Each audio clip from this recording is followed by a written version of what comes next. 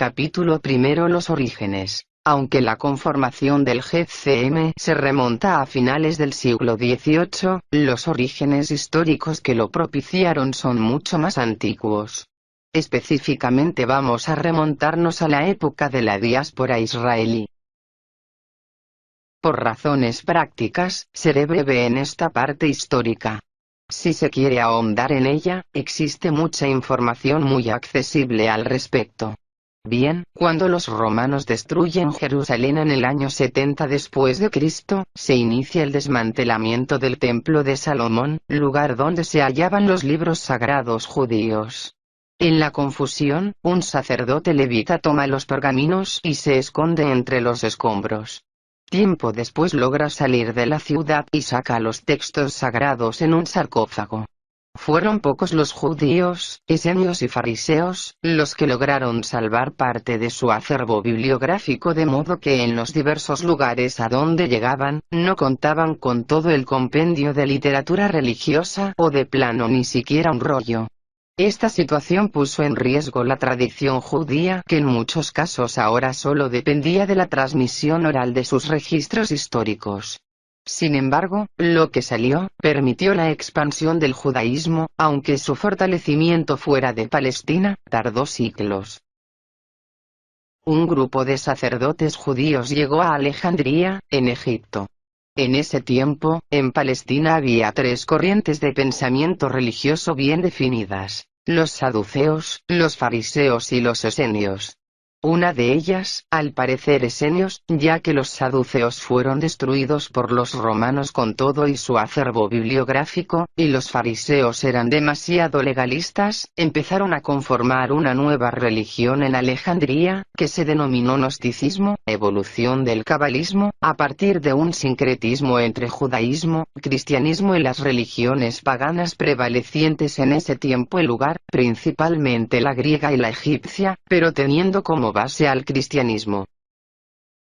Esta corriente religiosa, pronto salió de Egipto hacia Palestina y Turquía, donde encontró acogida por los herederos de los antiguos esenios. Ya en la era del catolicismo, los gnósticos fueron rechazados, perseguidos y su teología declarada anatema por la Iglesia ortodoxa, pero el movimiento continuó clandestinamente, en las sombras, como sociedad secreta. Sus métodos, protocolos y formas de trabajar que se desarrollaron bajo tal persecución, no distaban mucho de lo que en un momento dado fue conocido como masonería. La masonería llegó a aglomerar a diversos personajes importantes de la historia europea de la Edad Media, entre ellos, a muchos católicos. Esto tuvo mayor relevancia a finales de la Última Cruzada, cuando los templarios regresan a Europa expulsados por los sarracenos al mando de Saladino, y se instalan predominantemente en Francia, Alemania y Escocia, trayendo consigo un grupo de arquitectos palestinos, ya que estos eran muy apreciados por ser quienes diseñaban y construían los templos de los cruzados en Tierra Santa, construcciones mucho más armoniosas y llenas de detalle que contrastaban con la arquitectura europea de esos tiempos. Los templarios utilizaron parte de su riqueza traída de Tierra Santa e hicieron que sus arquitectos palestinos y turcos construyeran sus castillos, sus templos y sus palacios en Europa. Algunos de estos arquitectos palestinos eran gnósticos o masones, aunque aún no se acuñaba el término, y habían influido sobre los generales templarios. Fue cuando la persecución que Felipe el Hermoso, rey de Francia, hizo a los templarios, orden que fue disuelta por el Papa Clemente en Viena en 1307, que estos huyeron a Escocia, donde no llegaba la mano del rey, y se refugiaron en los hogares de sus correligionarios escoceses. En Escocia, lejos del poder monárquico de Europa continental y de la persecución de la Iglesia católica, la masonería templaria encontró tierra fértil para fortalecerse y con el tiempo, inundar el resto de Europa. La masonería penetró en todos los niveles de la sociedad europea y se dividió en diversos ritos y corrientes, conservando su característica de sociedad secreta. Una de ellas, la más radical, la francmasonería, aglomeró a personajes igualmente radicales, como es el caso del fraile Ignacio de Loyola, quien a la postre fundaría la Orden de los Jesuitas.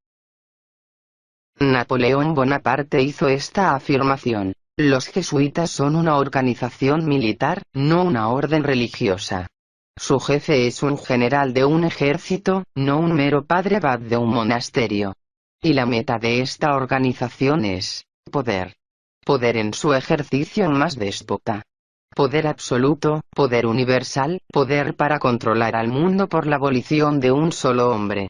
El jesuitismo es el más absoluto de los despotismos, y al mismo tiempo el más grande y más enorme de los abusos.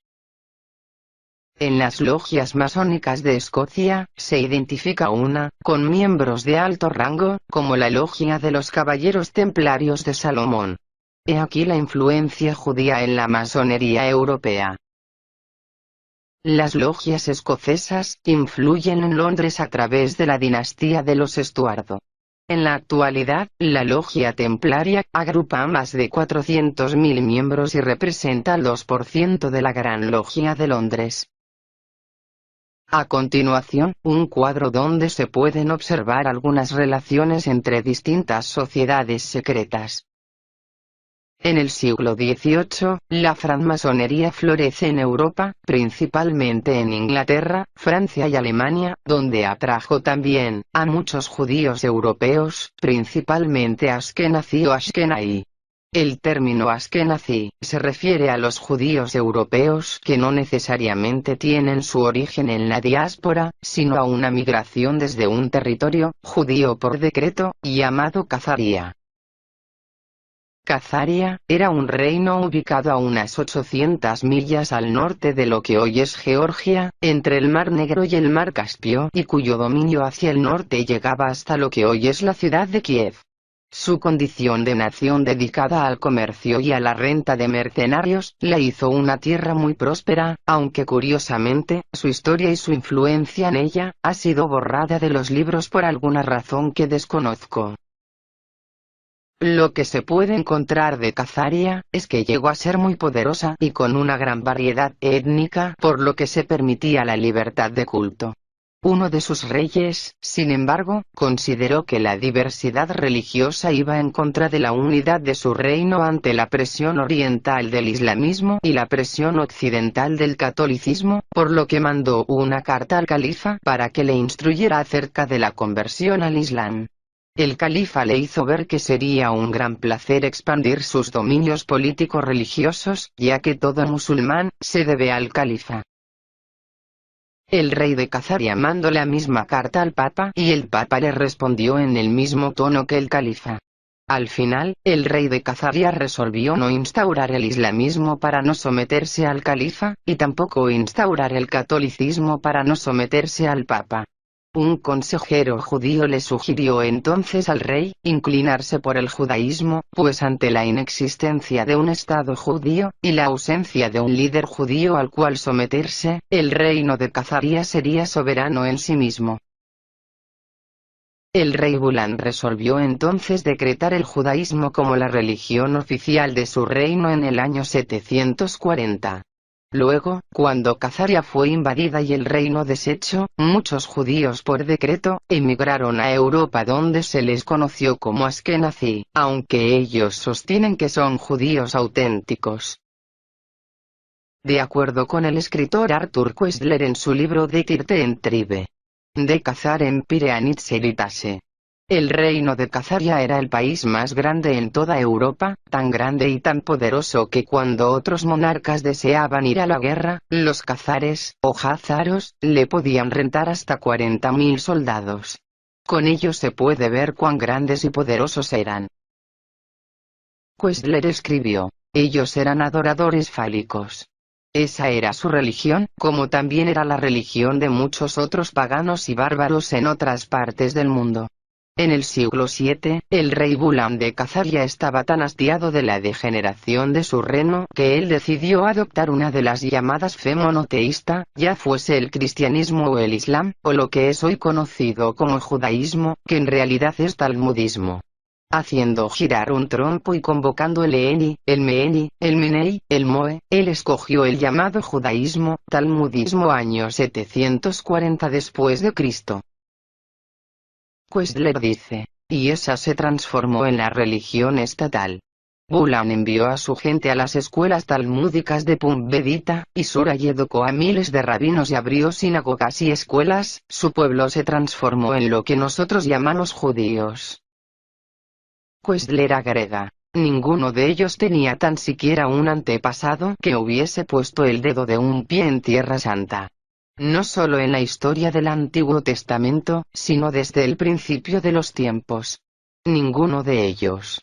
Y aún así, ellos vienen a los cristianos y piden que apoyemos sus insurrecciones armadas en Palestina diciendo, ¿usted quiere ayudar a repatriar al pueblo elegido de Dios a su tierra prometida, su hogar ancestral? ¿Quiere usted hacerlo? Es su deber cristiano. Nosotros le entregamos uno de nuestros hijos como su Señor y Salvador.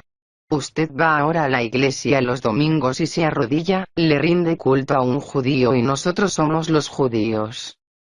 Koestler escribe, pero ellos son paganos cazares que se convirtieron, tal como fueron convertidos los deportados a Tierra Santa, como una nueva cosecha de habitantes. Ellos no se transformaron en personas diferentes. Ellos eran las mismas personas, pero habían aceptado el cristianismo como fe religiosa.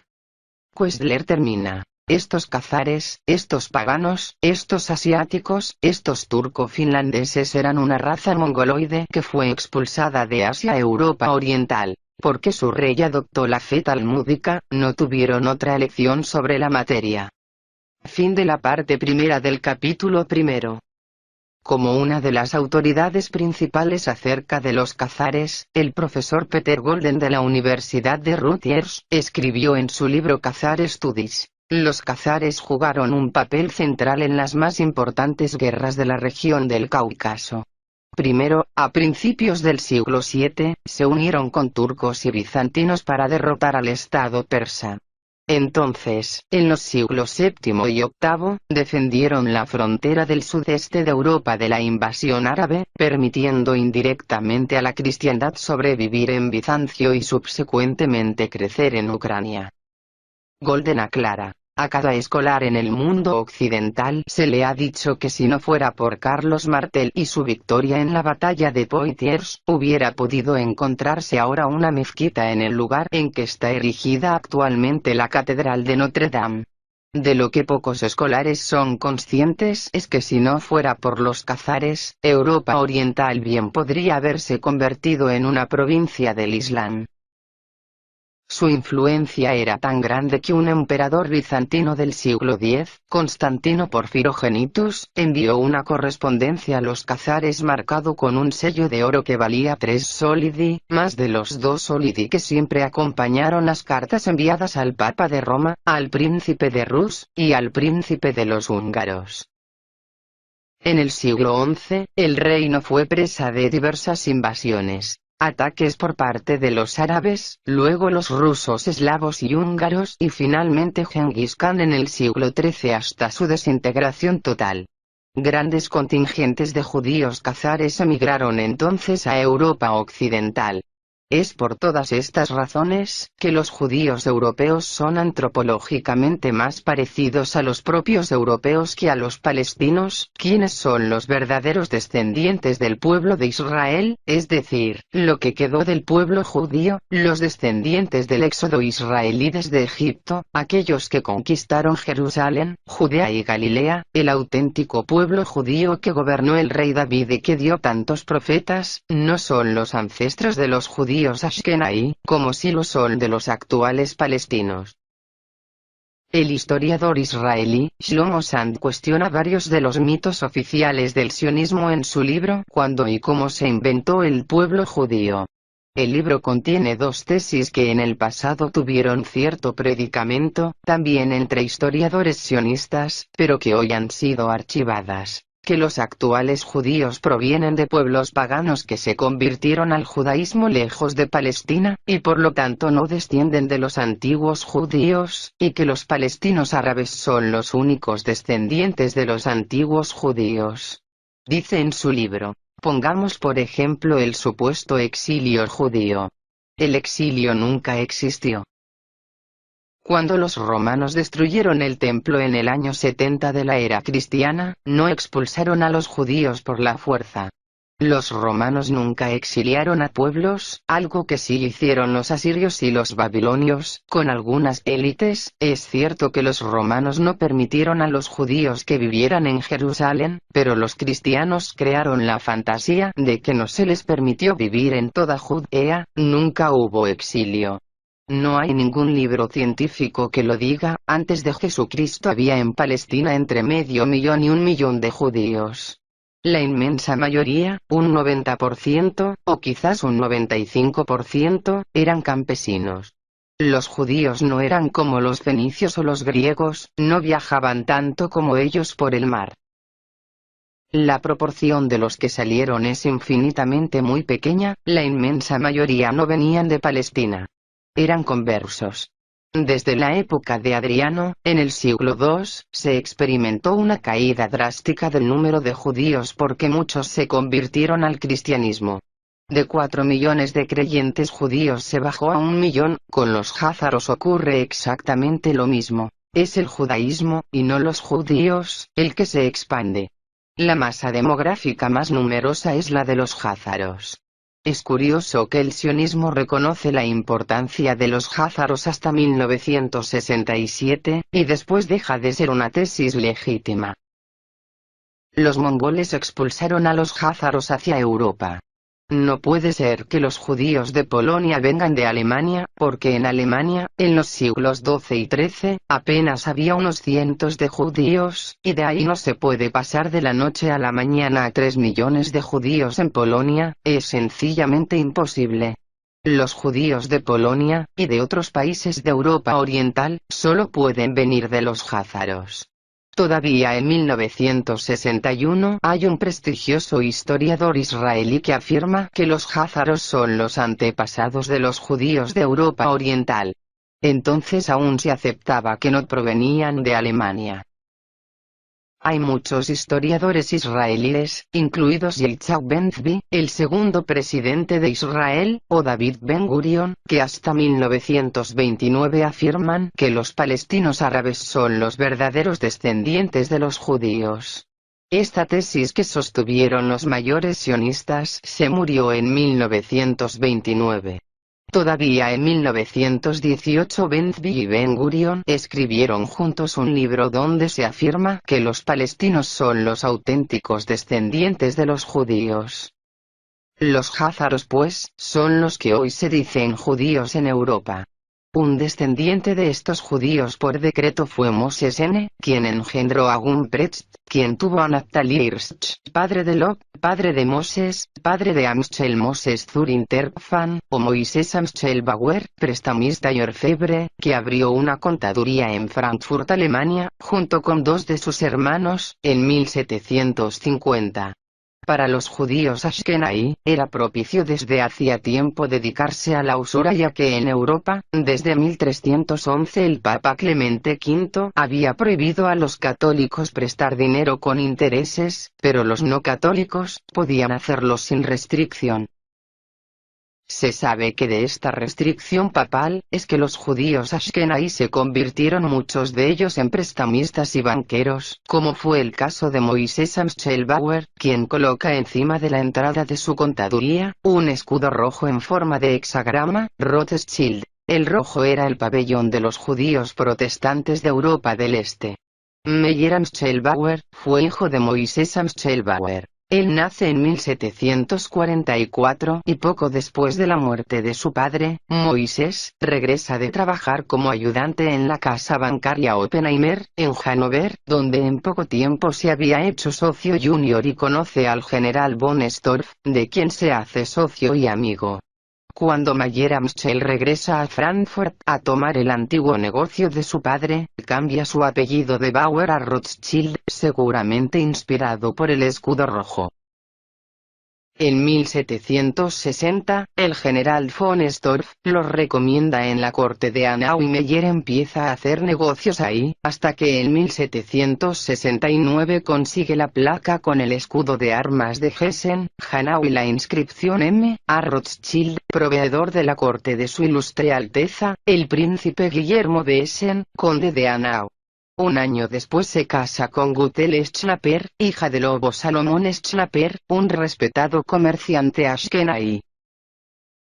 En Alemania, la mayoría de judíos convertidos o judíos ashkenazí, originarios de Khazaria, son masones.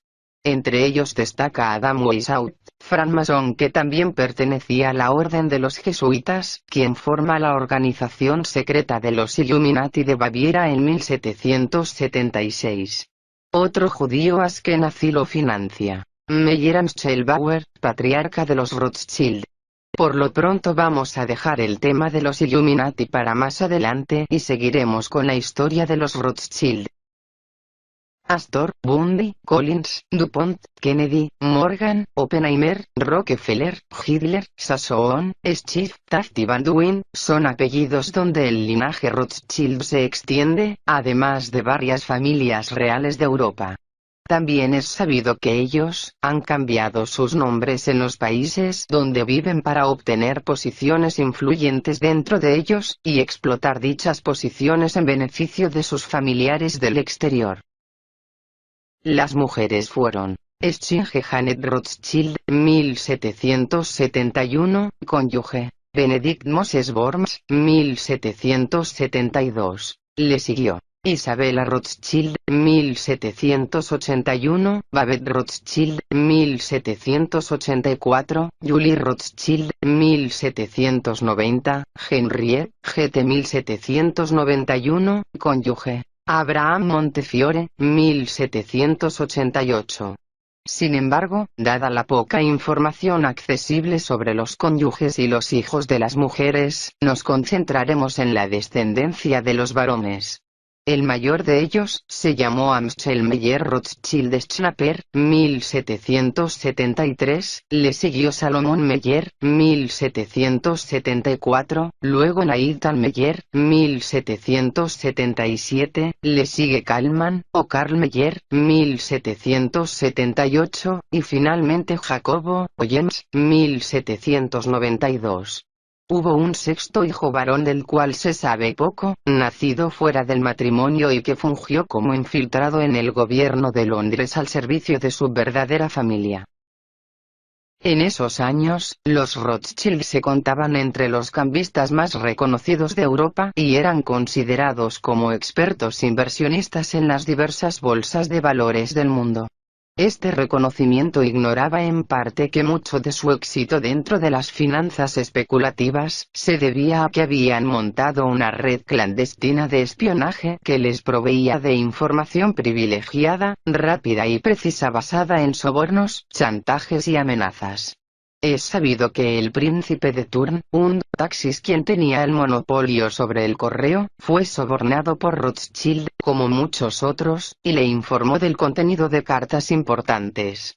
El acceso de los Rothschilds a personajes clave de la economía, se debía en buena medida a su relación como socios del príncipe Guillermo y a las actividades secretas de la organización Illuminati presidida por Adam Weishaupt, además de sus agentes jesuitas. Weishaupt se había infiltrado en la Orden Continental de Francmasones con la doctrina Illuminati y establece así los alojamientos del Magnífico Oriente para ser su oficina central secreta. Esto era todo bajo las órdenes y las finanzas de Meyer Amschel Rothschild y el concepto se ha extendido y es seguido dentro de alojamientos masónicos por todo el mundo hasta el día presente. Weishaupt también recluta a 2.000 seguidores pagados, incluyendo a los hombres más inteligentes en el campo de las artes, la educación, la ciencia, las finanzas y la industria. Ellos fueron instruidos para seguir los métodos siguientes para controlar a la gente. 1. Usar el soborno monetario y sexual para obtener el control de hombres ya en altos sitios, en varios niveles de todos los gobiernos y otros campos de esfuerzo. Una vez que personas influyentes se habían enamorado de la mentira, los engaños, y las tentaciones del Illuminati, ellos debían ser sostenidos en la esclavitud por el uso de las formas políticas y otras de chantaje, amenazas de ruina financiera, la exposición pública, y el daño fiscal, aun la muerte a ellos y los miembros amados de sus familias. 2. Las facultades de colegios y universidades debían cultivar a estudiantes que posean la capacidad excepcional mental que pertenece a familias bien educadas con inclinaciones internacionales, y recomendarlos para la educación especial en el internacionalismo. Tal educación debía ser proporcionada concediendo becas a aquellos seleccionados por el Illuminati. 3. Toda la gente influyente atrapada en el control del Illuminati, más los estudiantes que sobre todo habían sido educados y entrenados, debían ser usados como agentes y colocados entre bastidores de todos los gobiernos como expertos y especialistas. Ellos aconsejarían que los ejecutivos superiores adoptaran la política que sirva a los proyectos secretos de la conspiración Illuminati para el mundo y causarán la destrucción de los gobiernos y religiones. Y 4. Para obtener el control absoluto de la prensa, en aquel tiempo los únicos medios de comunicación de masas, de modo que todas las noticias y la información pudieran ser inclinadas para hacer a las masas creer que un gobierno único en el mundo, es la única solución para acabar con los problemas que ellos mismos estarían provocando. Con todo y eso, el Illuminati y los Rothschilds no poseían control de la economía mundial. Vaya, ni siquiera de un país, un condado o un reino. Su apuesta era a futuro y este no tardó en llegar. En 1784, Adam Weishaupt publica su Orden por la Revolución Francesa para ser comenzada por Maximilien Robespierre, de quien se había hecho amigo, en la forma de libro. Este libro fue escrito por uno de los socios de Weishaupt, Xavier Bach, y enviado por su mensajero de Frankfurt a París. Sin embargo, por el camino, el mensajero es golpeado por un relámpago matándolo. Su cuerpo fue recuperado por unas monjas que lo llevan a su monasterio, ahí le encuentran el documento que detalla el plan, y se lo entregan a la policía, quienes a su vez lo entregan a las autoridades bávaras. Como consecuencia, el gobierno bávaro ordena a la policía asaltar los alojamientos masónicos de Weishaupt del Magnífico Oriente, y las casas de sus socios más influyentes. Claramente, las autoridades bávaras estaban convencidas que el libro que fue descubierto era una muy verdadera amenaza por el grupo privado de la gente influyente, usar guerras y revoluciones para alcanzar sus fines políticos. La Iglesia y otros gobiernos de Europa fueron advertidos pero no hicieron caso a la amenaza. A la postre, la Revolución Francesa se lleva a cabo bajo la influencia Illuminati. Algunos años después de consumada, el diputado y miembro del Comité de Salud Pública de la Asamblea Nacional, Joseph Cambron recordaba que a partir de 1789 la Gran Revolución golpeó a todo el mundo excepto a los financieros. Al año siguiente, 1785, Meyer Amschel Rothschild mueve su casa familiar a una casa de 5 pisos en Frankfurt, que él comparte con la familia Schiff. Para 1790, los Rothschilds acuñaban monedas para algunos gobiernos y como muestra de sus objetivos, Meyer Amschel Rothschild declara: déjenme publicar y controlar el dinero de una nación y no me preocuparé de quién escribe las leyes. En 1791, Meyer Amschel propone al gobierno de Estados Unidos, a través de Alexander Hamilton, su agente en el gabinete de George Washington, el control del dinero nacional a través de un banco central. Este banco se establece con el nombre de Primer Banco de los Estados Unidos mediante una carta de concesión a 20 años. En 1796 Amschel Meyer Rothschild, el primogénito de Meyer Amschel, se casa con Eva Anau. En 1798, John Robinson, de la Universidad de Edimburgo, uno de los principales intelectuales de su tiempo, que en 1783 fue elegido secretario general de la Sociedad Real de Edimburgo, publica un libro titulado Pruebas de una conspiración contra todas las religiones y los gobiernos de Europa desde las reuniones secretas de francmasones, Illuminati y sociedades de lectura. En este libro, Robinson dio los detalles del complot de Rothschild-Illuminati. En 1800 Salomon Meyer Rothschild se casa con Caroline Stern. En 1820, abre una sucursal bancaria en Austria. Es en su mansión que comete violación a una de sus sirvientas, una jovencita de 16 años y cuyo hijo, producto de esa violación, vendría a ser a la postre, el padre de Adolfo Hitler. Los detalles de este suceso que marcó el rumbo de la historia, serán expuestos en su oportunidad. En 1801, Meyer Amschel se hizo gerente de la corte, o Hofactor. De 1802 a 1804 realizó su primer préstamo estatal a la corte de Dinamarca por más de 10 millones de florines. Él mantuvo estrecho contacto con el más importante consejero de finanzas del príncipe, Karl Buderus. En 1806, Napoleón declara que es su objetivo quitar la autoridad a la casa de Hesse-Kassel y quitarla de la lista de poderes. Al oír esto, el príncipe Guillermo IX de Hesse-Anhalt escapa de Alemania, va a Dinamarca y confía su fortuna valorada en $3 millones de aquel tiempo a Meyer Amschel Rothschild en depósito. Ese mismo año, Nathan Meyer Rothschild se casa con Hannah Barendt Cohen, la hija de un comerciante rico de Londres. En 1808 nace su primer hijo, Lionel Nathan de Rothschild. Durante el gobierno napoleónico de ocupación, Buderus sobornó al general francés Lagrange, para poder asegurar valores en papel de más de 15 millones de escudos para el príncipe. A través de sus buenos contactos con Buderus y el príncipe, quien estuvo en el exilio en Dinamarca de 1806 a 1813, Meyer Amschel forjó una casa bancaria y obtuvo el control total sobre los valores y canjes de deuda del príncipe. Con ayuda de los banqueros Lenap y Labatch, obtuvo interés en toda Europa y pudo especular con el dinero en su control. Se vislumbra, de la siguiente anécdota, la relación de poder, el poder detrás del trono. Rothschild trabajaba en su escritorio y le dice al príncipe que entra. Tráigase usted una silla. Tras unos minutos, el visitante recalca. Soy el príncipe de Thurn, und Taxis.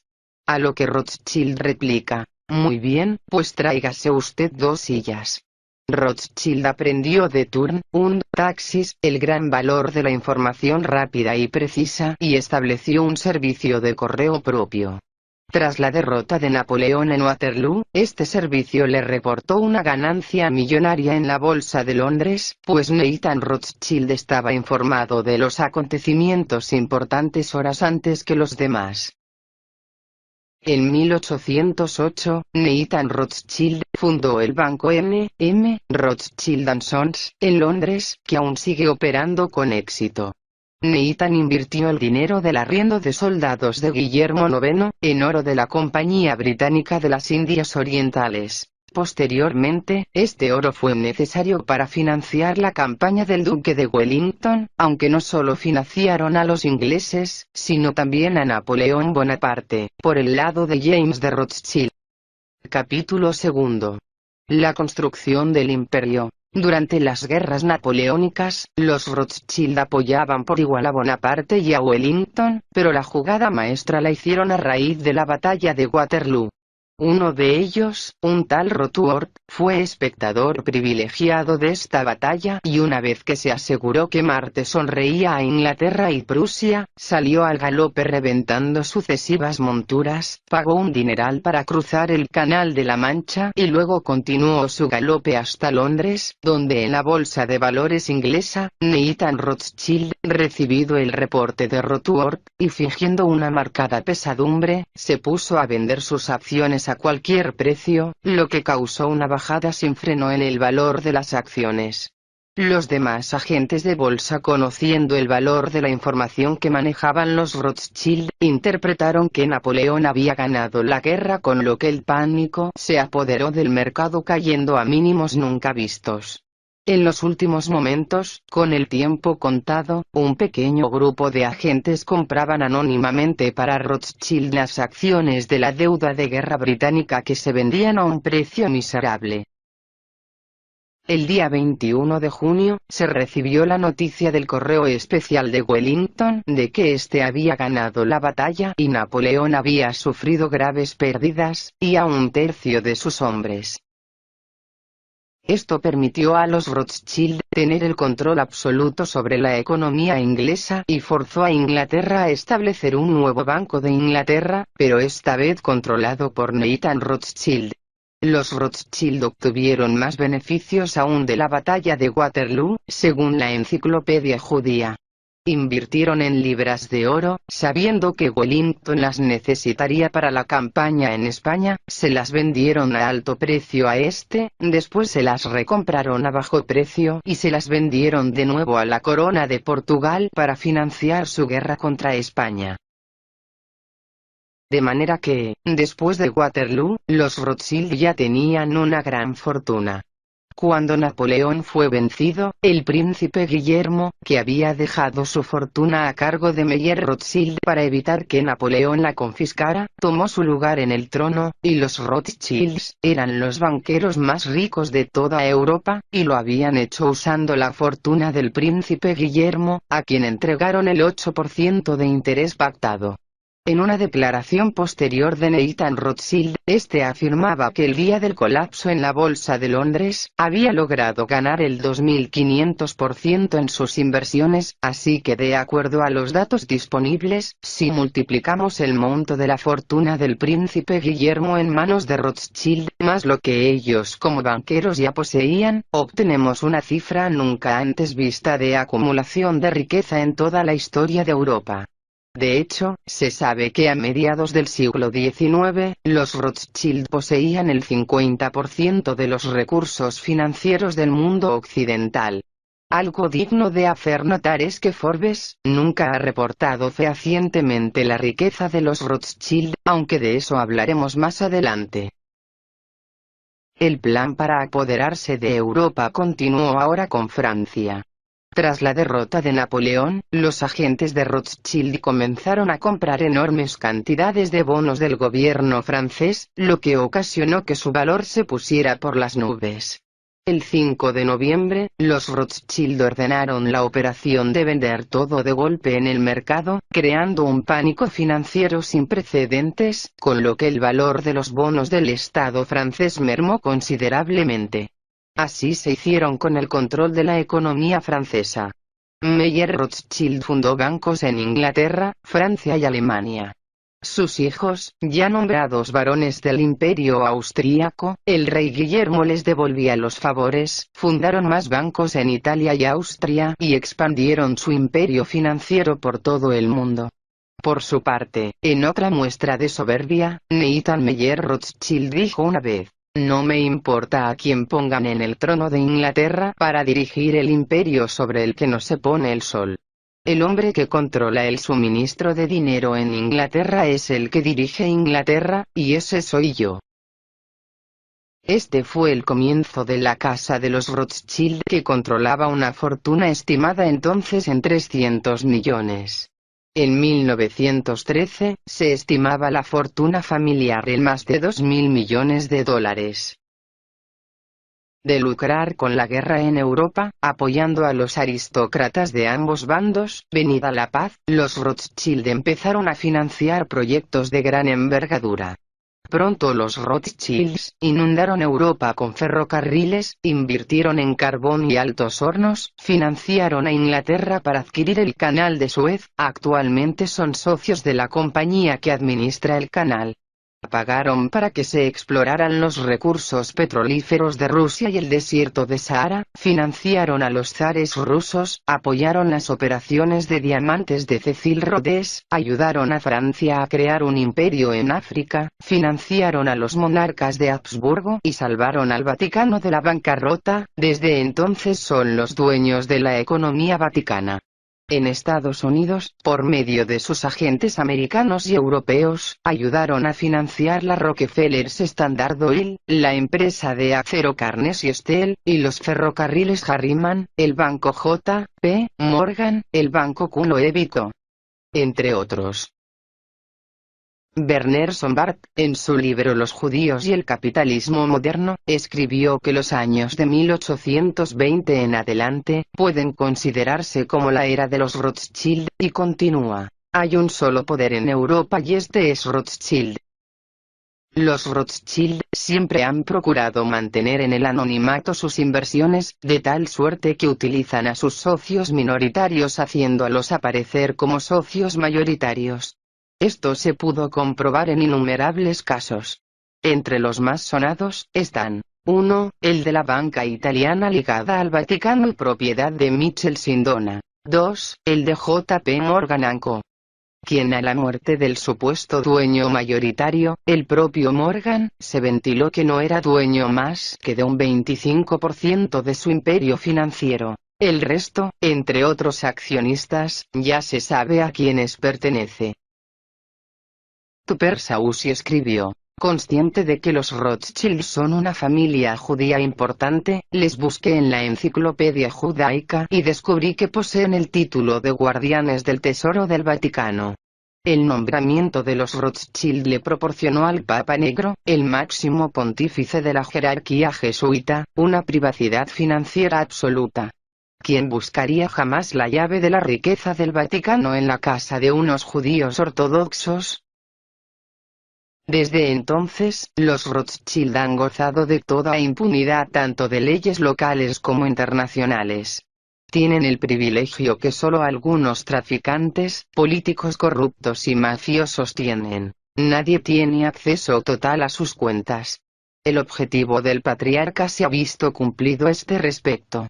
Y hablando de los objetivos o lineamientos originales, los cuales se presume que se cumplen hasta el día de hoy, fueron establecidos en este tenor. Amschel Meyer Rothschild tras su muerte dejó las siguientes líneas maestras a sus descendientes.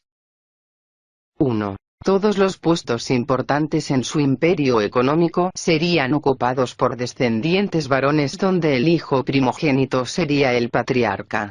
Esta condición solo podría ser volcada cuando la mayoría de la familia estuviera de acuerdo, como en el caso de Nathan, que pasa a ser el patriarca a la muerte de su padre. 2. La familia debería cerrar los acuerdos matrimoniales entre familiares, primos etc., con el fin de conservar la fortuna de familia. De los 18 matrimonios Rothschild, 16 de los nietos de Amschel eran de entre primos hermanos, una práctica conocida hoy como inbreeding. Esto pierde su importancia cuando comienzan a establecer matrimonios con otras fortunas importantes, como los Schiff, Oppenheimer, Hanau, y más recientemente, Goldsmith, entre muchos otros. 3. Nunca debería haber un inventario de su fortuna hecho por parte del Estado o la Corte Judicial, y prohibió cualquier acción legal o publicación sobre el valor de su patrimonio. Esto gracias a todas las autoridades infiltradas con Illuminatis y jesuitas a su servicio. En 1810, los banqueros Francisco Baring y Abraham Goldsmith mueren. Esto deja a Nathan Meyer Rothschild como el banquero restante principal en Inglaterra. Salomón Meyer Rothschild va a Viena, Austria y establece el banco M. von Linde de Rothschild-Nassine. La inteligencia americana y británica han documentado que la casa de Rothschild y otros banqueros internacionales han financiado a los dos bandos de una guerra desde la Revolución Americana. Durante las guerras napoleónicas, una rama familiar financiaba a Napoleón, mientras la otra financiaba a Gran Bretaña, Alemania y otras naciones. Los Rothschilds operan desde el corazón de Londres, la llamada District City, que es, sin duda, el centro financiero del mundo, sede de cientos de bancos, la Bolsa de Londres, centro de trading de materias primas, etc. La City de Londres se encuentra en la ribera del río Támesis y disfruta de derechos y privilegios especiales, así como de cierto grado de independencia. Desde 1215 hasta el día de hoy, sus ciudadanos tienen el privilegio de elegir anualmente a un alcalde al que llaman Lord Mayor. De alguna manera, la City es como un estado soberano, como lo es el Vaticano, y desde la fundación del primer banco privado en Inglaterra en 1694, la City tiene mucho que decir sobre los asuntos políticos del país. Incluso la reina de Inglaterra, en el territorio de la City, está bajo la jurisdicción del Lord Mayor, porque este y su comité no responden ante la reina ni ante el Parlamento. A partir de este punto de inflexión, los Rothschild no hicieron más que incrementar su poder hasta quedar sin rivales en Europa, y comenzó para ellos un nuevo desafío: la conquista de América.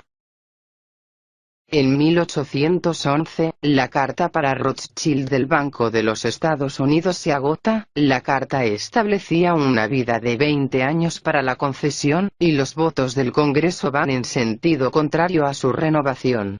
A Nathan Meyer Rothschild no le resulta divertido y declara: conceden la renovación de la carta, o los Estados Unidos se encontrarán con la guerra más desastrosa. Sin embargo, el Congreso de los Estados Unidos se mantiene firme, y la carta no es renovada, lo que obliga a Nathan Meyer Rothschild a publicar otra amenaza: enseñen a aquellos americanos impudentes una lección. Devuélvalos al estado colonial. La presión de los Rothschild siguió con amenazas de guerra. En este sentido hay un comentario que hizo la señora Guttele Schnapper, madre de Nathan: si mis hijos no quieren, no habrá esa guerra. Un año después, apoyado por el dinero de Rothschild, Nathan Meyer ordena a los británicos declarar la guerra a los Estados Unidos. El plan de Rothschild era hacer que los Estados Unidos aumentaran tal deuda en la lucha de esta guerra, que ellos tendrían que rendirse a Rothschild, y permitir la renovación de carta para Rothschild para que el primer banco de los Estados Unidos reabriera sus puertas. B. Hughes escribe, en Los terroristas secretos y el enemigo desenmascarado: los Rothschild son jesuitas que emplean su pasado judío como fachada para encubrir sus siniestras actividades. Los jesuitas, trabajando a través de los Rothschilds y el financiero Nicholas Biddle, persiguieron siempre el control del sistema bancario de los Estados Unidos. Tras la muerte de Meyer Amschel en 1812, el secretario de Metternich escribió: ellos son los corrientes judíos ignorantes de aspecto respetable. Pero ellos tienen un instinto notable, para elegir lo correcto y entre dos cosas correctas, la mejor. Son la gente más rica de Europa. Con el advenimiento de las grandes industrias y la banca de valores, el imperio de los Rothschild se mantuvo en segundo plano, apoyando y subsidiando a familias emergentes en el mundo de las finanzas como los Morgan y Warburg en Estados Unidos. Los Morgan, siempre respondiendo a sus órdenes, manejaron las finanzas de América del Norte lo mismo que los Warburgs, y fue este último el principal responsable de la realización del proyecto original y su aprobación en el Congreso de los Estados Unidos del Acta de la Reserva Federal. Pero antes de entrar en más detalles sobre este atraco al pueblo norteamericano, vayamos al análisis de los años previos. En 1811, James Rothschild fundó un banco en París, mismo que sigue operando hasta el día de hoy, dirigida por los sucesores de James. Alphonse, 1827-1905, Edward, 1868-1949, Guy, 1909, Allen, 1910-1982, y Elie, 1917. Fueron James junto con Nathan, los líderes de la familia Rothschild en lo concerniente a las operaciones bancarias y a los negocios en Europa. En 1817, después de haber logrado colocar importantes préstamos a la gran mayoría de los príncipes europeos, el canciller austríaco Metternich ascendió a los Rothschild a la nobleza y luego, en 1822, les concedió el título de barones. Gracias a los vínculos privilegiados que mantuvieron con el gobierno austríaco de los Habsburgo, los Rothschild se convirtieron en banqueros de la Santa Alianza, integrada por Francisco I de Austria, el rey Federico Guillermo III de Prusia y el zar Alejandro I de Rusia. Pero pronto los hermanos intervinieron también en compañías de seguros y participaron entonces del crecimiento económico europeo, especialmente en Inglaterra, al multiplicar sus inversiones en diferentes sectores, minas, metalurgia y ferrocarriles. Así, en 1820 inauguraron una sucursal bancaria en Viena bajo la dirección de Salomón, pero fue cerrada después de la anexión de Austria por Alemania, 1934. Entre 1837 y 1848, James de Rothschild se convirtió en un magnate de los ferrocarriles en Francia. En Nápoles, Karl abrió otra sucursal bancaria que se mantuvo hasta comienzos del siglo XX. Desde estas 5 plazas, Frankfurt, Londres, París, Viena y Nápoles, los Rothschild se dedicaron al comercio con algodón, textiles y armas, esenciales en tiempos de guerra. Los Rothschild, de la segunda generación, los hijos de Meyer-Amschel, permanecieron como extranjeros en los países donde se instalaron. James, por ejemplo, pese a su gran apego por Francia, nunca adquirió la nacionalidad francesa. Sus hijos, por el contrario, educados en los mejores colegios, adoptaron plenamente las costumbres de los países en los cuales hicieron prosperar sus negocios. Nathaniel se convirtió en los Rothschild en 1885, Philip adquirió un dominio vitícola en la región bordelesa, donde se embotella el famoso Mouton Rothschild. Modelados por el medio cultural de adopción, los Rothschild ejercieron una considerable influencia sobre la economía y la política del país que los acogió. Así, Alphonse de Rothschild presidió el sindicato de banqueros que le permitió a Francia pagar rápidamente las indemnizaciones de guerra tras la derrota contra Alemania. Lionel, que en 1858 fue el primer judío en ingresar a la Cámara de los Comunes, concedió en 1875 un enorme préstamo al gobierno inglés, lo que le permitió convertirse en el principal accionista de la Compañía del Canal de Suez. Para los grandes coleccionistas de arte de fines del siglo XVIII, el papel de los Rothschild fue circunstancial en la constitución del patrimonio cultural europeo decimonónico.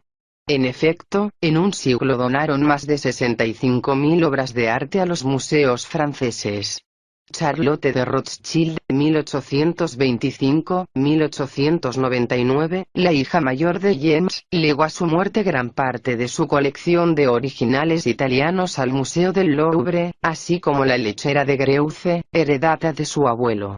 Gracias a ella, la colección del compositor Isaac Strauss, constituida por objetos dedicados al culto judío, pudo entrar al Museo de Cluny.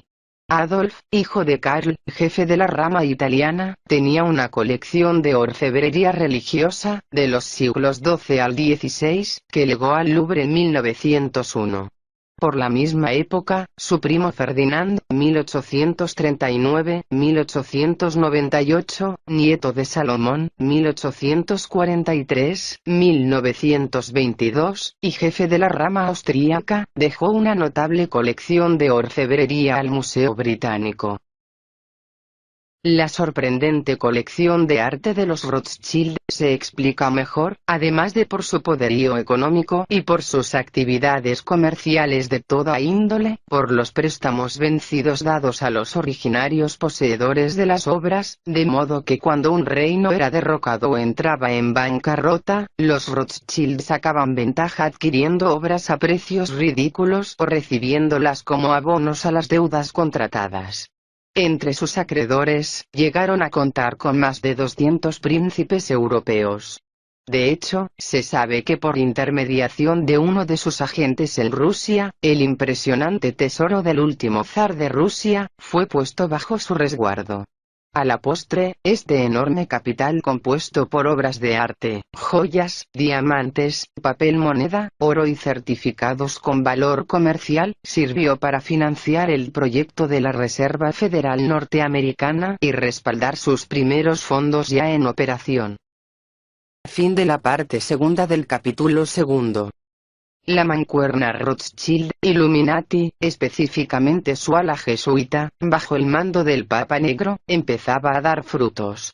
Por su parte, los banqueros apoyando con préstamos a las monarquías resultantes del Congreso de Viena, y por el otro, su brazo ideológico, conspirando contra los mismos y creando conflictos entre ellos para obligarlos a solicitar cada vez más recursos financieros y así debilitarlos.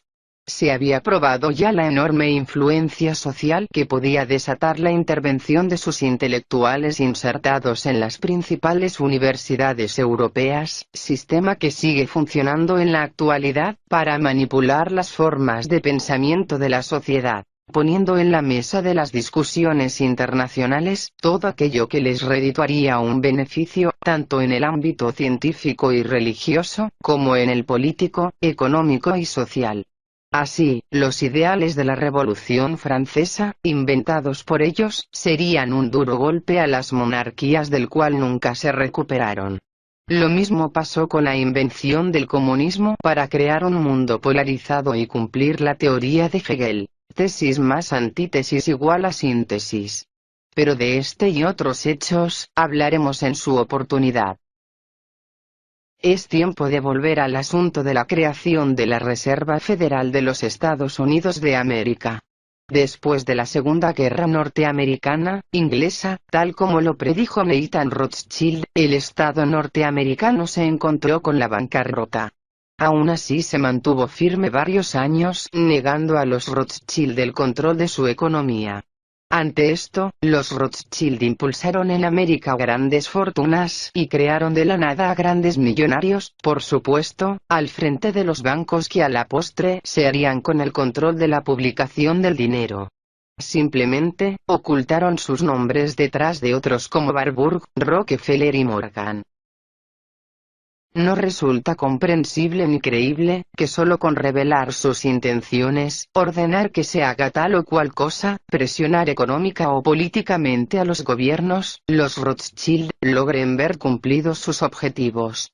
En este caso de la instauración de la Reserva Federal en los Estados Unidos, les costó tiempo y esfuerzo, recursos financieros, por ejemplo, parte del tesoro del último zar de Rusia, y humanos, como la Segunda Guerra Norteamericana, inglesa.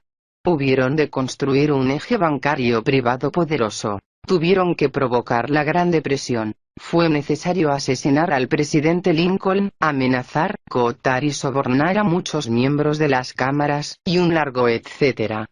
He aquí algunos logros previos y posteriores a la Carta de la Reserva Federal. Primero, la erupción de la Primera Guerra Mundial que se hizo posible por los fondos disponibles del nuevo Banco Central de los Estados Unidos. Segundo, la depresión agrícola de 1920. Tercero, la caída del Viernes Negro en Wall Street, en octubre de 1929, y la Gran Depresión resultante. Cuarto, Segunda Guerra Mundial. Quinto, la conversión de recursos de los Estados Unidos y sus ciudadanos de propiedades reales por recursos de papel desde 1945 al presente, transformando una América victoriosa y el poder mundial más adelantado en 1945, en la más grande nación deudora del mundo en 1990. De esto existe una reseña a extremo detalle escrita por Eustace Mullins, bajo encargo y asesoría del poeta y escritor Ezra Pound, en el libro Mullins on the Federal Reserve. Se describe cómo lograron la instauración del segundo Banco de los Estados Unidos y la actual Reserva Federal, bajo la batuta de Paul Warburg, uno de los socios banqueros más importantes de los Rothschild en Europa. Alrededor del año 1900, los Rothschild enviaron a Estados Unidos a uno de sus agentes, Paul Warburg, quien debía cooperar con el banco que lo evitó. Jacob Schiff y Paul Warburg, que emprendieron una campaña tendente a instaurar varios Federal Reserve Banks, Fed, instituciones privadas de emisión de moneda. Con el apoyo de los dos grandes grupos financieros Rothschild y Rockefeller, lograron fundar un banco central privado con derecho a emitir su propia moneda, medio legal de pago garantizado al principio por el Estado. La instauración de la Fed, en 1913, permitió que los banqueros internacionales pudieran consolidar su poderío financiero en Estados Unidos. Paul Warburg fue el primer presidente de la Fed. Después de la fundación de la Fed, se produjo la adopción de la sexta enmienda de la Constitución estadounidense, que permitió que el gobierno cobrara un impuesto sobre los ingresos, como consecuencia de que el gobierno no pudiese emitir más su propia moneda. De esa manera, los banqueros internacionales se apropiaban indirectamente del patrimonio privado de todos los norteamericanos. En aquel momento, los accionistas más importantes de la Fed eran 1. Los bancos Rothschild de París y de Londres. 2. El banco Lazard Freres de París. 3. El banco Israel Moses Seif en Italia. 4. El banco Warburg en Ámsterdam y Hamburgo. 5. El banco Lehman en Nueva York. 6. El banco Loeb y compañía en Nueva York. 7. El banco Rockefeller Chase Manhattan en Nueva York. 8. El banco Goldman Sachs en Nueva York. Mullins comienza su exposición con esta cita. J. Edward Griffin expone el crimen más ruidoso de toda la historia. Está todo aquí. La causa de las guerras, los ciclos de expansión, caída, inflación, depresión, prosperidad. Es justo lo que cada americano necesita saber sobre el poder del Banco Central. El gobierno de los Estados Unidos había ordenado la formación de una Comisión Monetaria Nacional que se encargaría de diseñar un nuevo sistema monetario capaz de dar certeza al pueblo y de evitar otra gran depresión. Fue el senador Nelson Aldrich, nombrado presidente de tal comisión, quien inicialmente organizó una excursión a Europa para los miembros de la comisión, la cual duró 2 años, pero sin resultado alguno, ni siquiera un informe. Pero se sospecha que en esa aventura, fue cooptado por los agentes de Rothschild para obligarlo a aceptar un plan prediseñado por ellos, y que sería descrito en su oportunidad por Paul Warburg. El plan fue pues descrito por Warburg en la isla Jekyll, isla comprada unos años antes por un grupo de millonarios dirigidos por J. P. Morgan.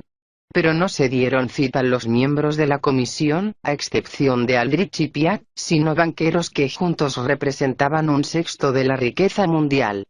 Los asistentes a tal conspiración fueron el secretario privado de Aldrich, Shelton, A. Piatt Andrew, secretario auxiliar de la Tesorería, y ayudante especial de la Comisión Monetaria Nacional, Frank Vanderlip, presidente del National City Bank, de Nueva York, Henry P. Davidson, socio senior de J. P. Morgan Company, y generalmente considerado como emisario personal de Morgan, y Charles D. Norton, presidente del First National Bank de Nueva York, dominado por Morgan. Benjamin Strong, también conocido como lugarteniente de Morgan, y Paul Warburg, que se había unido recientemente a la casa bancaria Kuhn. Mullins escribe, el grupo de Isla Jekyll permaneció en el club durante 9 días y trabajó furiosamente para completar su tarea. La reforma monetaria, plan preparado en Isla Jekyll, sería presentada al Congreso como el trabajo completo de la Comisión Monetaria Nacional. Era indispensable que los autores reales del proyecto permanecieran ocultos. Había empezado con la lucha de Thomas Jefferson contra el esquema de Alexander Hamilton por el First Bank of the United States, respaldado por James Rothschild. había continuado con la guerra exitosa del presidente Andrew Jackson contra el esquema de Alexander Hamilton para el Second Bank of the United States, en que Nicholas Biddle estaba actuando como agente para James Rothschild de París. El problema principal, como Paul Warburg informó a sus colegas, era evitar el nombre Banco Central. Por esa razón, había elegido la designación de Sistema de la Reserva Federal. Esto engañaría al pueblo al pensar que no era un banco central. La próxima consideración era ocultar el hecho que el propuesto sistema de la Reserva Federal sería dominado por los amos del mercado de dinero de Nueva York. El artículo 1, sección 8, párrafo 5, de la Constitución expresamente encarga al Congreso con poder para acuñar dinero y regular el valor de este. El Plan Warburg privaría al Congreso de su soberanía, y los sistemas de control y equilibrio de poder puestos por Thomas Jefferson en la Constitución ahora se destruirían. En 1930 la deuda externa de los Estados Unidos era casi inexistente. Al día de hoy, gracias a la Reserva Federal, es de más de $1 billón, en notación estadounidense. Pero, ¿de dónde salieron los fondos iniciales para iniciar las operaciones de la Fed? Es sabido que la fortuna de los Rothschild bien pudieron cubrir ese aspecto, pero también es sabido que ellos prefieren invertir los fondos de terceros en lugar de los propios. Mullins ha producido una serie de documentales donde explica y demuestra cómo la envidia del rey Jorge de Inglaterra hacia la fortuna de su primo, el zar Nicolás de Rusia, hizo que encargara a los Rothschild que financiaran a Lenin.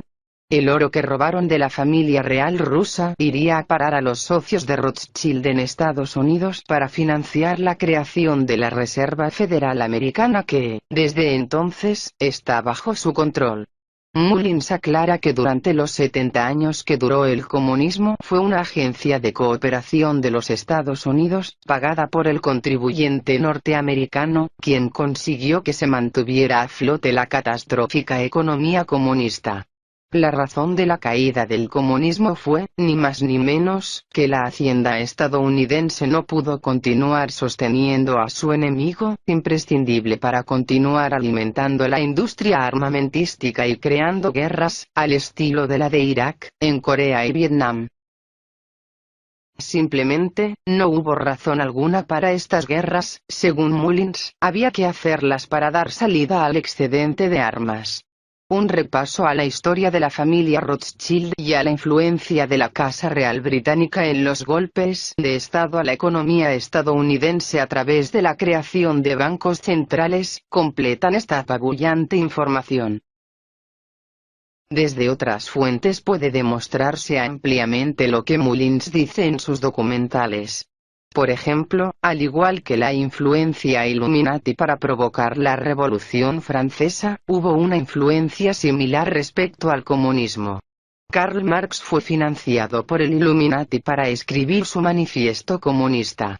Weishaupt introdujo en la filosofía Illuminati, a Kant, y muy especialmente a Hegel, en la forma de que para tener control de un sistema, era necesario partir de una tesis, enfrentarla a la antítesis, y el resultado sería invariablemente la síntesis.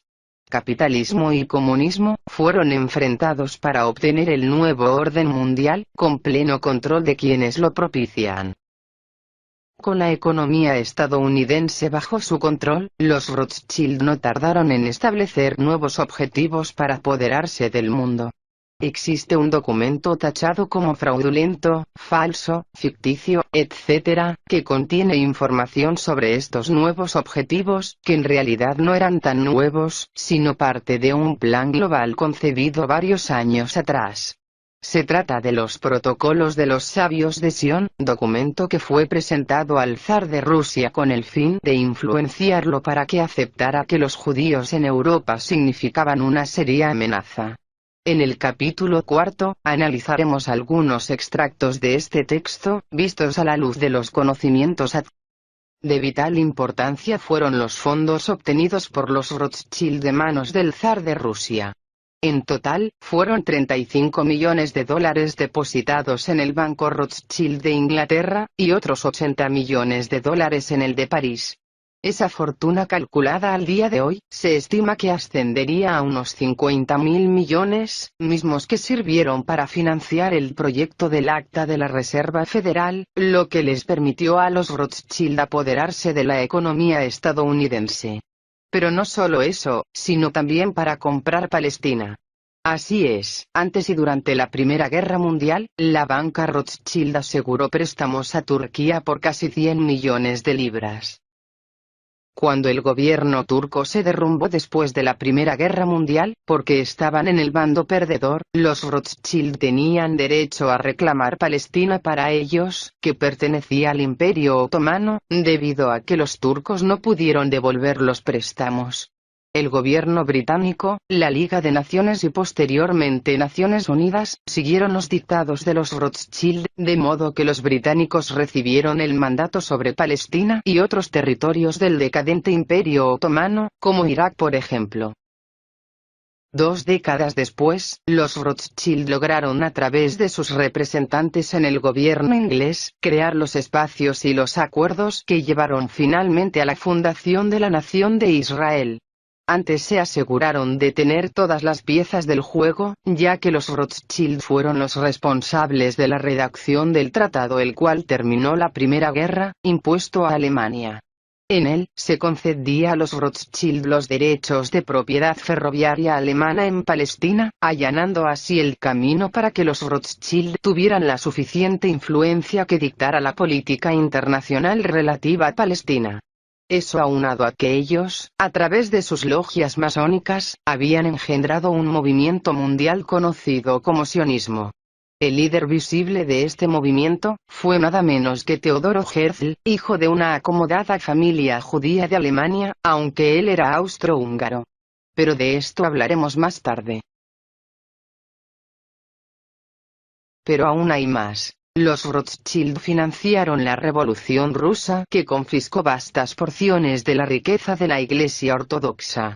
Ellos han sido capaces de evitar que los herederos legítimos de la fortuna del zar puedan retirar un centavo de los millones depositados en sus bancos. Mountbatten, que está relacionado con los Rothschild, ha llevado al tribunal batallas para impedir la retirada de fondos por cualquiera de los reclamantes de la fortuna. En otras palabras, el dinero que invirtieron en la Revolución Rusa, no solo era pagado por los depósitos de la riqueza de los zares, sino directamente por los bolcheviques en millones de dólares en oro, siendo que además, la naciente Unión Soviética, quedó endeudada con los Rothschild. Abriendo un paréntesis, que es la fortuna de Carlos Slim, de alrededor de 60.000 millones de dólares, comparada con la exorbitante riqueza de los Rothschild. Estos últimos poseen, sin contar islas, inmensos parques de conservación ecológica por todo el mundo, por ejemplo en Brasil, el mismo territorio de Palestina, hectáreas y más hectáreas de terrenos por todo el mundo donde existen yacimientos con toda suerte de recursos mineros sin explotar, obras de arte y otros bienes de baja liquidez, etc., unos 500.000 millones de dólares solo en papel moneda, documentos de inversión y oro. Todos los hermanos se reúnen 2 veces por semana en Londres para dictar al mundo cuál será el próximo valor que tenga el oro. Ya que el poder económico no es todo lo que se necesita para dominar al mundo, aunque es la base, también son necesarios otros pilares. Los Rothschild dominan a voluntad todo lo que se mueve en política. No hay congreso en el mundo que no pase por su aprobación, bueno, hay algunas excepciones. El poder político tras bambalinas es otro de estos pilares. Para hacerse del poder político y mantenerlo, ha sido necesario crear una superpotencia económica y militar, Estados Unidos, que pueda tener injerencia en los gobiernos de todo el mundo, ya sea por medio del espionaje, el cohecho, el soborno, el golpe de Estado o la guerra descarada, que siempre, o casi siempre, alcance lo que persigue. Partiendo de su organización satánica del Illuminati y de sus nexos con los jesuitas, han logrado el control sobre las logias masónicas. Han construido todo un esquema piramidal capaz de reclutar y preparar para sus fines a gente inteligente pero sin escrúpulos para ser colocados en los gobiernos del mundo, en las organizaciones locales, en los organismos internacionales y en todos los ámbitos de la vida de las naciones, sea política, social, económica, académica, científica, religiosa, industrial, militar, etc., con la misión de obedecer a sus dictados y atender sus intereses. La escalada de los nuevos reclutas por esa pirámide tiene 1000 caminos y su destino depende de sus aptitudes tanto como de sus protectores. Porque hay que hacer notar que no cualquiera entra a estas filas. Normalmente se trata de hijos de potentados, de directores de grandes corporaciones y de ahí para arriba, de hijos o allegados de políticos prominentes, de recomendados por el clero o la jerarquía de alguna secta importante, hijos o parientes de funcionarios de primer nivel, etc. Para los ideólogos y planificadores, hay una suerte de destinos como el propio Illuminati, líderes de las logias masónicas, líderes y precursores de todo tipo de sectas y organizaciones, aún supuestamente cristianas, como los legionarios de Cristo, los mormones, los testigos de Jehová, los caballeros de Malta, el Opus Dei, etc., o, aún descaradamente satanistas como los adoradores de Satán, el Ku Klux Klan, Skull and Bones, Alfa y Omega, Screw Yankee, la Sociedad Teosófica, etc., o incluso indefinidas como la New Age, el Gnosticismo, Zeitgeist, la Dianética, etc., que a su vez crean todo tipo de corrientes de pensamiento y actitudes sociales, que van desde la nueva moral ciudadana, hasta movimientos juveniles tales como los hippies, los dark, los punk, etc. Es tal el control sobre este particular, que se podría decir que para los jóvenes de familias influyentes, pertenecer a alguna de las logias de iniciación o a algún tipo de organización con fines programáticos, es prácticamente una obligación. De otra manera, no llegarían muy lejos en sus aspiraciones personales. Algunos de los destinos para estos reclutas son por ejemplo, la UNESCO, la FIFA, la CIA, el FBI, el MI6, y sus variantes, la KGB, Propaganda 2, Gladio, etc. En liga intermedia están la ONU, la OMC, la OMS, la OCDE, el BM, el FMI, etc. Ya para los de Liga Mayor, se encuentran la Comisión Trilateral, a la que pertenecen entre otros, Enrique Krause, historiador mexicano, David Rockefeller, Luis Tellez, exsecretario de Comunicaciones y Transportes de México, Jaime Serrapuche, exsecretario de Comercio de México, Antonio Madero, Zbigniew Brzezinski, asesor de Obama, Herminio Blanco Mendoza y Mario Vargas Llosa, el Consejo de Relaciones Exteriores, al que pertenecen entre otros cientos, Henry Kissinger, Carlos Andrés Pérez, expresidente de Colombia, y Angelina Jolie, y finalmente, el Instituto Real de Asuntos Internacionales, el Club de Roma y el Club Bilderberg. Los Rothschild controlan a través de todos estos brazos e hilos, y a la opinión pública, a la economía, a las ideologías, a la educación, a la política y a la cultura en general, porque además, sus grandes aliados, los medios de comunicación, pertenecen a agentes de su grupo, como NBC y CBS. Resulta difícil de creer para muchos, todo lo que aquí se expone, porque derrumba ideas y mitos, derrumba incluso ideales, sueños, perspectivas de vida, una parte de nuestra religiosidad y la moral misma. Pero he de decirles que todo, es real, que todo ha sido exhaustivamente investigado y analizado a la luz de la razón, de la intuición y de la historia. No hay nada de lo que aquí está escrito que no tenga una referencia. El problema es que no resulta práctico incluir los cientos de libros consultados, los cientos de notas periodísticas revisadas, los enlaces usados, las miles de fuentes atendidas y las millones de páginas cotejadas unas contra otras. De cualquier manera, todo ese acervo, coleccionado y estudiado a lo largo de más de 10 años, está a disposición de quien lo desee si quiere ahondar más en los temas y convencerse por sí mismo. De igual manera, algunos se habrán preguntado ¿y qué tienen que ver los Rothschild y el Illuminati con mi problemática local, con la serie interminable de malos gobernantes, con la desigualdad, con la injusticia, con la inseguridad, con la desinformación, con el narcotráfico, con las epidemias, con el terror y con tantos y tantos problemas que nos aquejan? Sin embargo, esta pregunta tiene respuesta en este documento, y tan cabalmente como en ninguno otro. Dicho lo anterior, quiero decirles que el primer paso para resolver los problemas, es estar bien informado, saber la verdad sobre nuestra realidad, conocer de dónde vienen las cosas y por qué sucede lo que sucede. De otra forma, nuestra resistencia seguirá siendo ínfima y finalmente manipulada como lo ha sido a lo largo de la historia. Es pues, responsabilidad de cada quien, allegarse de la información necesaria para despertar su conciencia y actuar en consecuencia. La situación actual no da lugar a la flojera mental ni al borreguismo. Hay que conocer al enemigo, que en este caso está por todas partes y hasta en bandos aparentemente opuestos, para poderse defender adecuadamente. Pero sigamos con el texto. Fin de la parte primera del capítulo. Regresando al tema de la fortuna del zar, como ya se ha dicho, este depositó 35 millones de dólares en el Banco Rothschild de Inglaterra, y otros 80 millones de dólares en el de París. Esos fondos han sido usados entre otros fines, para financiar a la Revolución Rusa, a la naciente Fed de Estados Unidos, a los países involucrados en la Primera Guerra Mundial y a la compra de Palestina, así como al establecimiento de las instancias que permitieron la creación del Estado de Israel en esa región.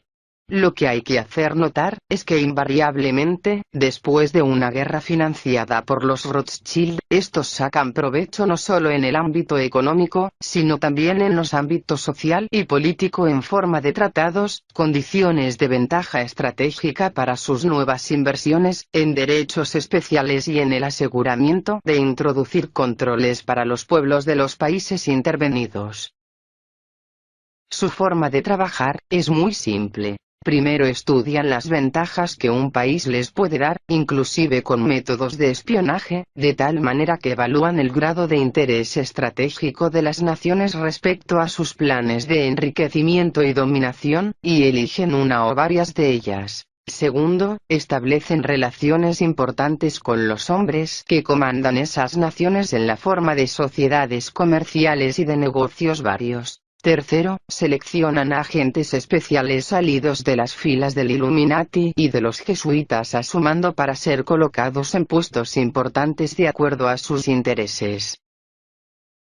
Estos agentes suelen influir en las decisiones de los hombres que comandan una nación, o en su defecto, se encargan de generar caos en todos sentidos utilizando las debilidades locales, al grado incluso, de provocar conflictos armados. Cuarto, aplicar los términos de su guía de acción, contenidos en el libro Los Protocolos de los Sabios de Zion, para ir minando la voluntad, los principios, las tradiciones y la economía del país intervenido. Para ello, sus agentes infiltrados resultan tan importantes como los créditos colocados, ya que estos agentes suelen abarcar una amplia gama cada vez más grande y extendida de sectores importantes como la ciencia, la tecnología, la política, la religión, la educación y la más importante, la infiltración de agentes en las logias masónicas locales de las cuales se van apoderando poco a poco. Quinto, la promoción de salvadores para recuperar el orden después del caos en los altos niveles de todas las áreas de interés.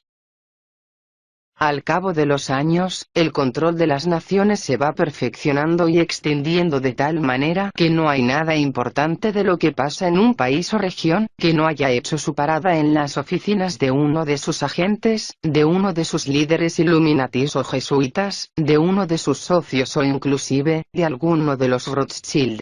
Ellos controlan todo, desde la educación, la prensa, los demás medios, la política, la economía, mucho de la cultura, la ciencia, la tecnología, la energía, muchos recursos estratégicos, etc., hasta la forma de pensar del ciudadano promedio.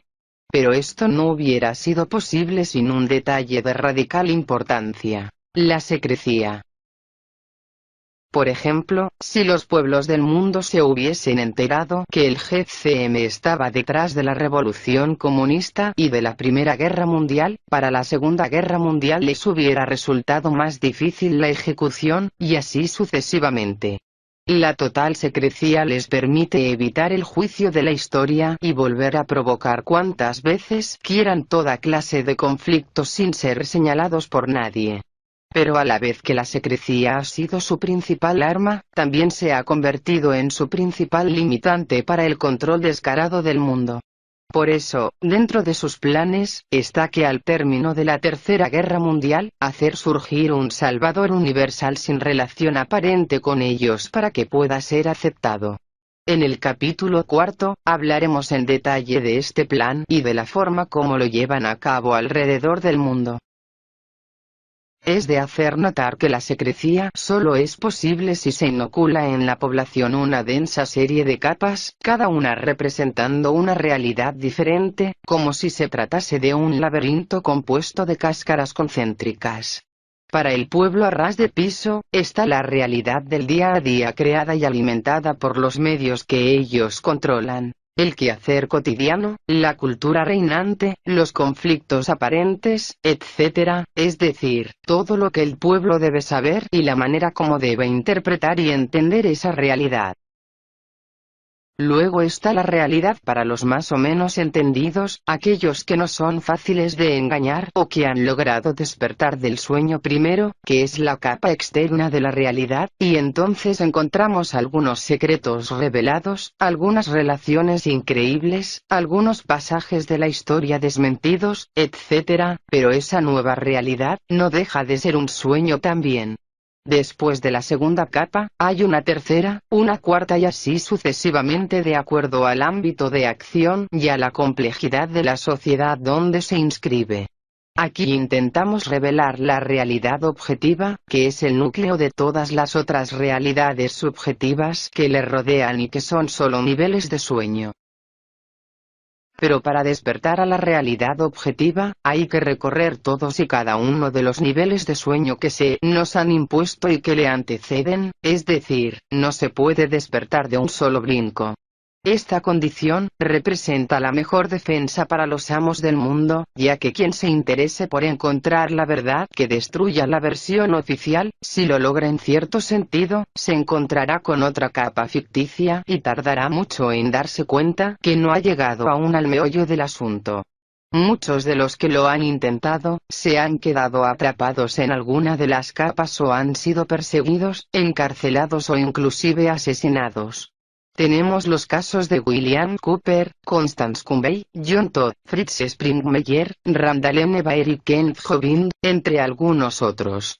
Por eso poco ha salido a la luz, y por eso este trabajo ha tardado tanto en llegar, no a feliz término, pero sí a un nivel que puede ser contado. Los Rothschild son una mafia, y como toda mafia bien organizada, son generosos con sus aliados, inflexibles con sus enemigos e inmisericordios con quienes los traicionan. Ellos y sus aliados han montado una organización mundial con múltiples niveles y asignaciones específicas, a la vez que utilizan a multitud de instituciones locales e internacionales, muchas de estas últimas creadas a instancias de ellos, como la ONU por ejemplo, para dar cumplimiento cabal a sus objetivos. Los miembros de la élite mundial comandada, según varios autores por las 13 familias más influyentes y poderosas, han desarrollado las líneas de acción y los métodos para alcanzar sus planes, todo sobre la base de los protocolos de los sabios de Sion. El fin máximo a saber, es el establecimiento de un gobierno mundial para montarse en él.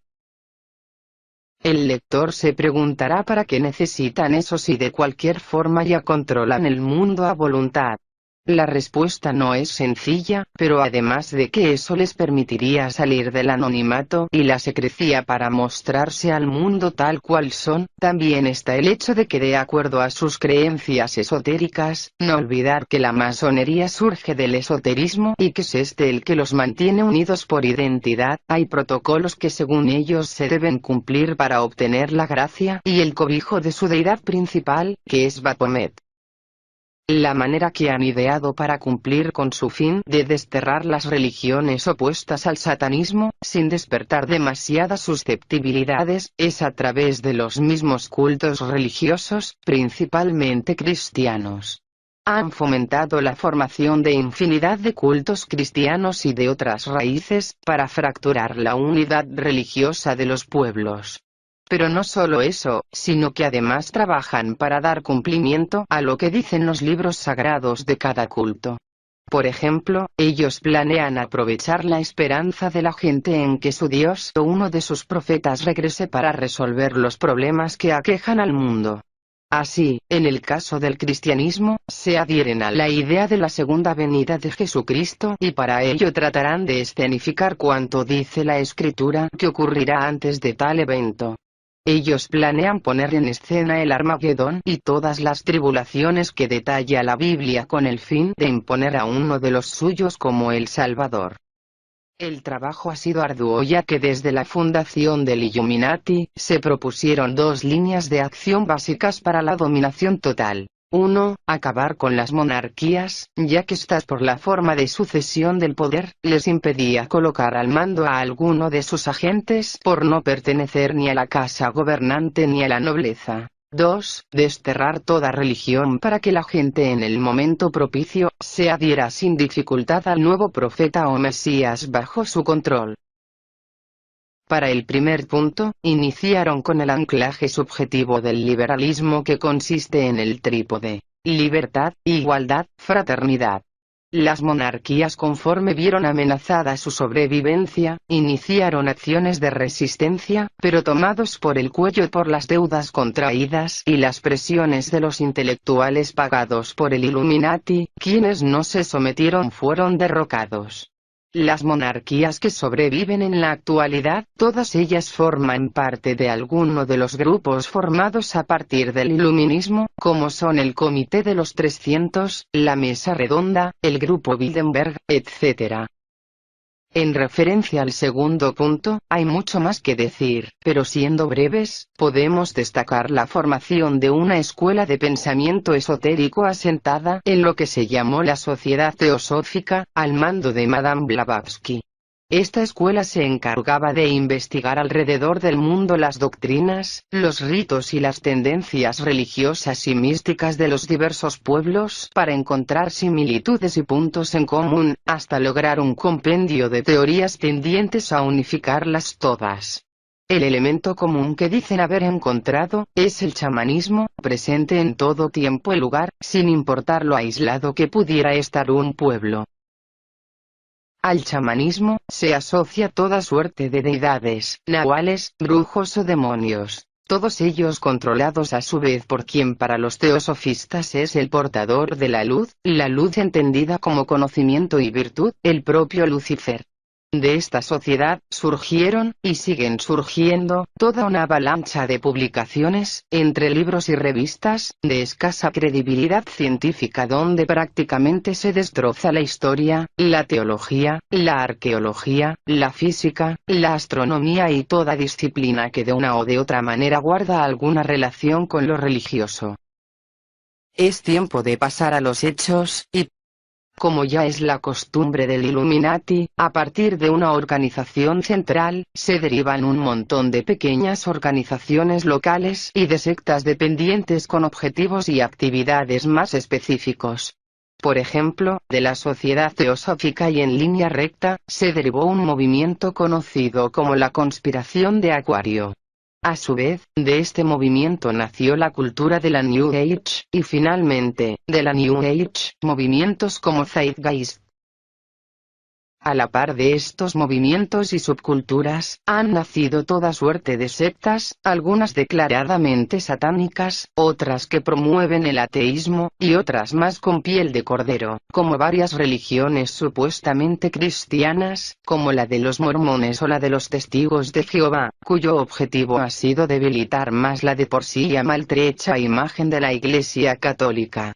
Hay evidencia de que estas dos religiones fueron financiadas por alguna de las 13 familias más poderosas del mundo, específicamente por los Collins, que son ocultistas y asiduos seguidores de ritos de brujería. El Illuminati ha recorrido un largo camino y se ha servido de la pésima doctrina cristiana impartida por los párrocos. Se ha aprovechado de la corrupción de la clerecía y ha penetrado con agentes a casi todos los oficios de la Santa Sede. Ha utilizado el avance científico para denostar cada vez más el dogma religioso ante la mirada impávida y la cerrazón de las cúpulas eclesiásticas. Su cosecha es magnífica al día de hoy. Cada día son menos los que se atreven a hablar abiertamente de religión por temor a ser tachados de fanáticos, de seres primitivos, de ignorantes o incluso de charlatanes que solo buscan un beneficio económico. Los jóvenes se alejan cada vez más del anacronismo de la Iglesia sin darse cuenta que todo responde a un plan concebido siglos atrás y que tiene por objetivo acabar con la parte espiritual del ser humano que les represente un obstáculo para que ellos puedan imponer la religión de Lucifer, basada en el materialismo y el placer, sin obligaciones ni responsabilidades más allá de la diaria subsistencia, sin principios y con una escala de valores tergiversada. Toda esta sociedad es el resultado de años de esfuerzo en ese sentido. Sería demasiado extenso hablar de todas las acciones emprendidas por el Illuminati a través de los siglos y que han significado un cambio de rumbo en la historia. Como bien dijimos al principio de esta serie, es el Illuminati y todas las organizaciones que de él han surgido, las que se han encargado de escribir la historia desde hace 200 años. Sin embargo, resulta oportuno dar algunos datos que son de enorme importancia y por ello no es posible dejarlos pasar. Ya tratamos el asunto de las guerras napoleónicas, que si bien no fueron provocadas por el GCM, sí fueron financiadas y de ello se derivó su enorme poder económico. De las subsecuentes guerras, existe un documento clave para entenderlas. Ese documento son las cartas entre un antiguo militar confederado llamado Albert S. Pike, de hecho el único representante de la confederación, y a la vez miembro activo del Ku Klux Klan, honrado con una estatua en Washington, y el francmasón y carbonario Giuseppe Mazzini, un filósofo y político italiano que se esforzó por unificar los estados italianos y quien había sido seleccionado como sucesor de Weishaupt por los Illuminati para dirigir sus operaciones mundiales en 1834.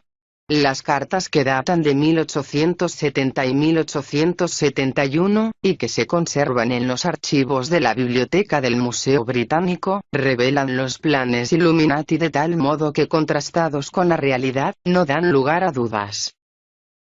Estas cartas estuvieron en exhibición tan solo unos días y luego fueron retiradas. A la fecha, el Museo Británico niega que hayan existido, y es obvio, pues su exhibición fue un error del museo, mismo que tiene como principales benefactores a varios miembros del Illuminati, incluidos los Rothschild. La transcripción de una de estas cartas es la siguiente. Según William Guicar, en una de las cartas fechada el 15 de agosto de 1871, Pike le hace saber a Mazzini el plan de los Illuminati para el futuro del mundo. Fomentaremos 3 guerras que implicarán al mundo entero. La primera de ellas permitiría derrocar el poder de los zares en Rusia y transformar ese país en la fortaleza del comunismo ateo necesaria como una oposición controlada y antítesis de la sociedad occidental. Las divergencias causadas por los agentes de los Illuminati entre los imperios británico y alemán serán utilizados para provocar esta guerra, a la vez que la lucha entre el pangermanismo y el paneslavismo.